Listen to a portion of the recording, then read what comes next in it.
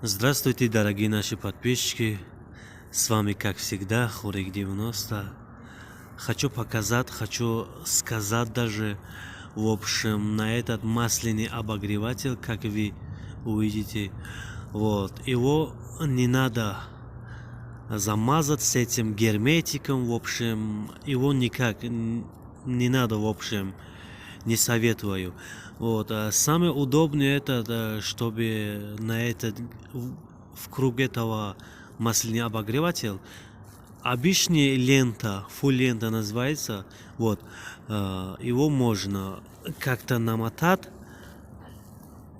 Просто хочу сказать вам, через лет 3-4 обратно будет утечка у этого масляного обогревателя.